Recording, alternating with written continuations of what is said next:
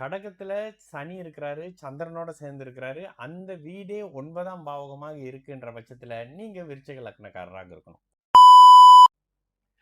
வணக்கம். நான் உங்கள் விக்கி ப்ரோஸ். நமக்கு எண்கணி ஞானத்தையும், வேத ஜோதிட ஞானத்தையும், ஆன்மீக ஞானத்தை வழங்கிய அனைத்து குருமார்களுக்கும் நன்றி என்ற அதே வேளையில் இது ஒரு ஜோதிட விளக்க வீடியோ. விருப்பம் உள்ளவர்கள் தொடர்ந்து பார்க்கலாம்.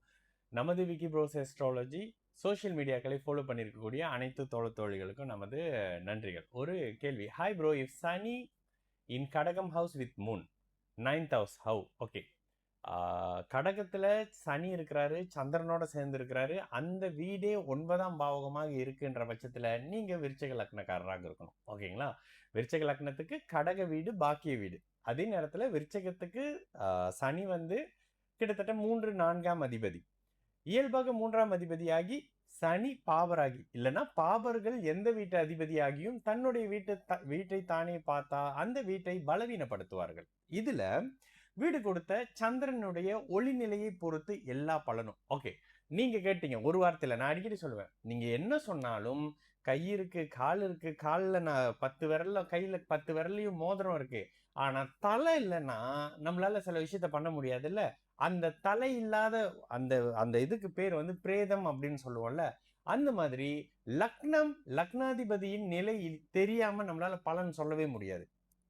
தனித்துவமா ஒரு சில இடத்துல வந்து லக்ன விஷயத்த ½ லக்னத்தை மாத்தி போட்டு சில பலன் சொல்லும் போது, இப்பானே பிறந்ததுல இருந்து ஜாதகம் பாக்குறேன், இன்ன வரைக்கும் இப்படி யாரும் சொல்றது இல்லைன்னு சொல்றதுக்கு காரணம் லக்னத்தை சரியான இடத்துல செக் பண்ணிக்கிட்டு அப்புறமா ஜாதகம் பாக்குறதுனால. இந்த இடத்துல லக்னாதிபதி உச்சமாக இருந்தா ஒரு பலன், 9ஆம் அதிபதி ஆட்சியா இருக்கிறாரு, அவரு ஒளியா இருந்தா ஒரு பலன். இந்த இடத்துல கடகத்தில் இருக்கக்கூடிய கிரகம் சந்திரனின் ஒளிநிலைக்கு ஏற்ற மாதிரியான பலன்களை தரும்.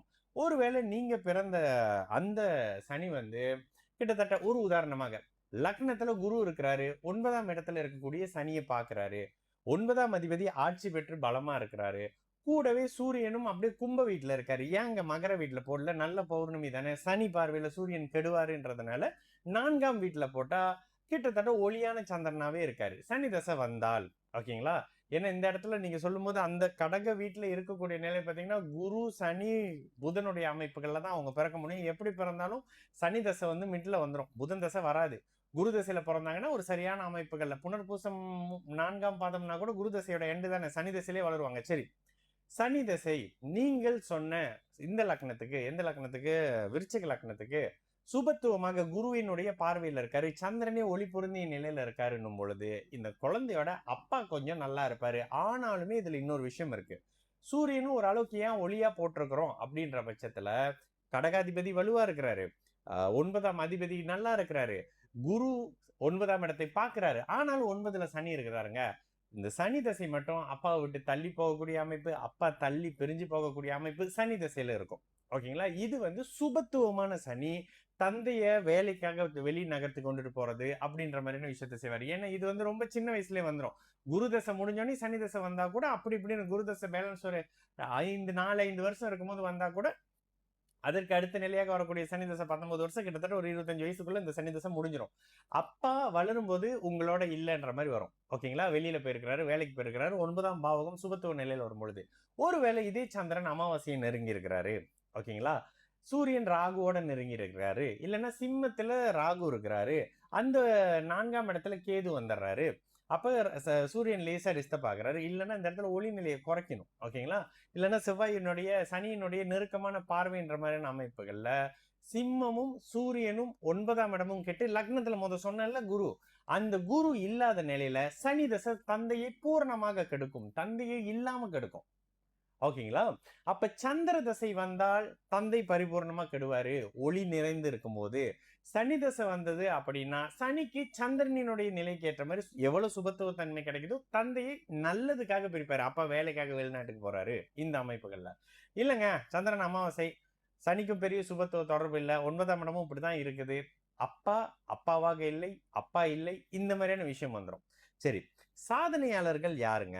ஒருத்தர் பெரிய அளவுக்கு தந்தை, எனக்கு தெரிஞ்ச ஒருத்தருக்கு கிட்டத்தட்ட 3-4 லோரி வந்து அப்பா வாங்கி கொடுத்துட்டு வெளியே சொல்லிக்கிறாரு, பையன் லோரி வாங்கிட்டான் அப்படின்னு. ஆனா அப்பா தான் பண்ணி கொடுத்தாரு. அந்த ஜாதகத்துக்கு 9ஆம் இடம் சிம்மம் சூரியன் சுபத்துவமாவே இருக்கு, தந்தை முன் நின்று எல்லாத்தையும் பண்றாரு. ஆனா எல்லாருக்குமே அப்பா அதை பண்ணிடுறது இல்லைல்ல.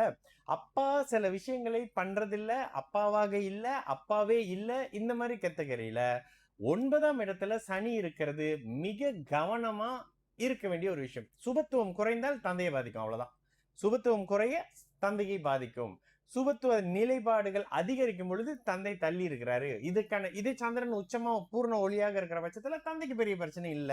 ஆனா அந்த சனி தசை வரும்போது அப்பாவுக்கு லேசான சில விஷயம் இருக்கு, வேலை விஷயமா வெளியில போறாருன்னு தந்தையை பிரியுறீங்களா, தந்தையை இழக்குறீங்களா அப்படின்ற மாதிரியான விஷயத்த பிறந்த ஜாதகத்தினுடைய அடிப்படையில பார்க்கலாம். ஓகேங்களா?